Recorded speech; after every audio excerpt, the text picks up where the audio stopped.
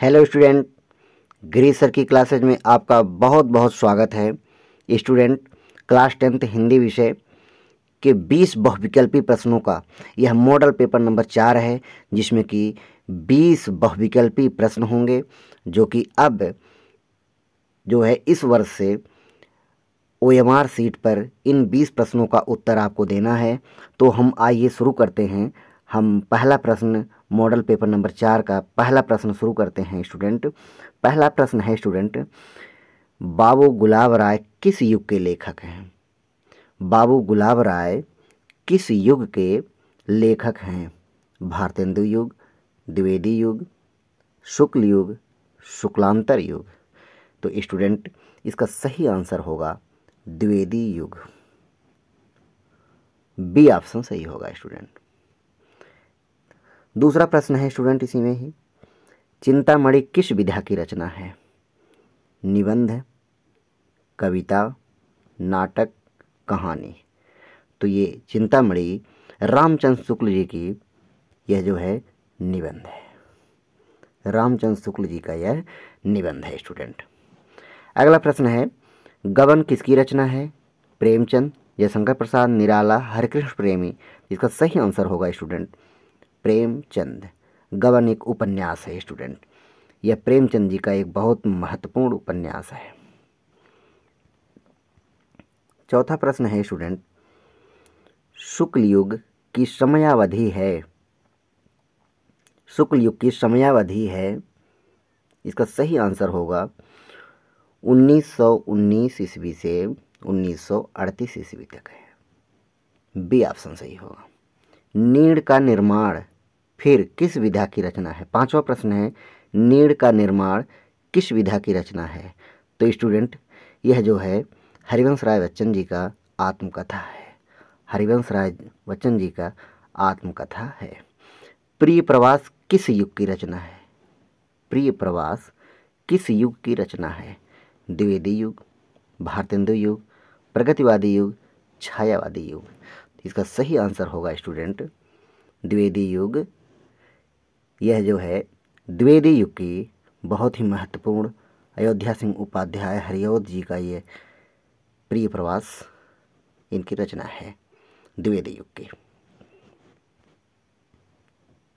सातवां प्रश्न है स्टूडेंट, बहुत ही महत्वपूर्ण, कई बार ये प्रश्न पूछा गया है। मधुशाला किसकी रचना है? मधुशाला किसकी रचना है? तो इसका सही आंसर होगा हरिवंश राय बच्चन। हरिवंश राय बच्चन। आठवां प्रश्न है, भारत भारती किसकी रचना है? भारत भारती किसकी रचना है? तो इसका सही आंसर होगा आठवें प्रश्न का उत्तर मैथिली शरण गुप्त। मैथिली शरण गुप्त राष्ट्र कवि की संज्ञा इसी भारत भारती के ऊपर इन्हें राष्ट्र कवि की संज्ञा दी गई है। नौवां प्रश्न है, आधुनिक काल कब से कब तक है? सन 1843 से अब तक आधुनिक काल माना जाता है।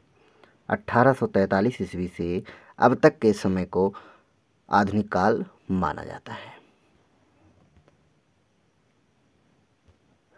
10वां प्रश्न है स्टूडेंट, मतीराम किस युग के कवि हैं? आधुनिक काल, आदिकाल, भक्तिकाल, रीतिकाल। तो इसका सही आंसर होगा रीतिकाल। रीतिकाल के कवि हैं मतीराम जी। हास्य रस का स्थायी भाव है। 11वां प्रश्न है स्टूडेंट, हास्य रस का स्थायी भाव है शोक, रति, हास, निर्वेद। इसका सही आंसर होगा हास, क्योंकि शोक करुण रस का स्थायी भाव है, रति श्रृंगार रस का स्थायी भाव है, निर्वेद शांत रस का स्थायी भाव है, और हास्य रस का स्थायी भाव हास है।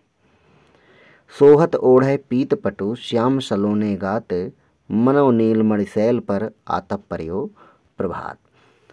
तो स्टूडेंट, इसमें बताना है कि कौन सा अलंकार है। उपमा, उत्प्रेक्षा, रूपक, श्लेष अलंकार। तो स्टूडेंट, मैं आपको पहले ही बता चुका हूँ कि उत्प्रेक्षा के वाचक शब्द होते हैं मनो। मन मानो, जन जानो, मनो जनो वाचक शब्द उत्प्रेक्षा अलंकार के होते हैं। तो इसमें उत्प्रेक्षा अलंकार होगा स्टूडेंट। रोला छंद में कितने चरण होते हैं? रोला छंद में कुल कितने चरण होते हैं? 3, 2, 4, 5। तो स्टूडेंट इसका सही आंसर होगा 4 चरण होते हैं और प्रत्येक चरण में 24-24 मात्राएं होती हैं। आकर्षण शब्द में किस उपसर्ग का प्रयोग किया गया है? उपसर्ग शब्द जो है किसी भी शब्द के पहले लगाया जाता है, तो आकर्षण में आ उपसर्ग लगा हुआ है। प्रत्यय के कितने भेद होते हैं? 15वां प्रश्न है स्टूडेंट, प्रत्यय के कितने भेद होते हैं? 2, 5, 6, 3। तो इसका सही आंसर होगा स्टूडेंट 2। कृत प्रत्यय और तद्धित प्रत्यय। कृत प्रत्यय और तद्धित प्रत्यय। 16वां प्रश्न है स्टूडेंट, पीतांबर में कौन सा समास है? पीतांबर में कौन सा समास है? कर्मधारय, द्वंद्व, बहुव्रीहि, तत्पुरुष। इसका सही आंसर होगा स्टूडेंट कर्मधारय समास। कर्मधारय समास। 17वां प्रश्न है, आंसू का तत्सम रूप है। आंसू का तत्सम रूप है अश्रु। अश्रु सही होगा इसका। अश्रु आंसर सही होगा। यण संधि का सूत्र है। यण संधि का सूत्र है, 18वां प्रश्न है, यण संधि का सूत्र है इको यणचि। इको यणचि यण संधि का सूत्र है स्टूडेंट। 19वां प्रश्न है, फलस्य शब्द का वचन एवं विभक्ति है। षष्ठी विभक्ति एकवचन, सप्तमी विभक्ति द्विवचन, षष्ठी विभक्ति बहुवचन, चतुर्थी विभक्ति बहुवचन। तो इसका सही आंसर होगा स्टूडेंट षष्ठी विभक्ति एकवचन। 20वां प्रश्न है, अपठित धातु का वचन एवं पुरुष है। द्विवचन, प्रथम पुरुष एकवचन, उत्तम पुरुष एक बहुवचन, मध्यम पुरुष द्विवचन। तो स्टूडेंट इसका सही आंसर होगा प्रथम पुरुष एकवचन, क्योंकि अपठित धातु यह जो है लंग लकार का प्रथम पुरुष का एकवचन है। तो इस तरह से स्टूडेंट आपके 20 प्रश्न पूरे होते हैं। स्टूडेंट अगर आप नए सब्सक्राइबर हैं तो हमारे चैनल को सब्सक्राइब और लाइक अवश्य करें और अपने अन्य साथियों को भी शेयर करें। Thank you student.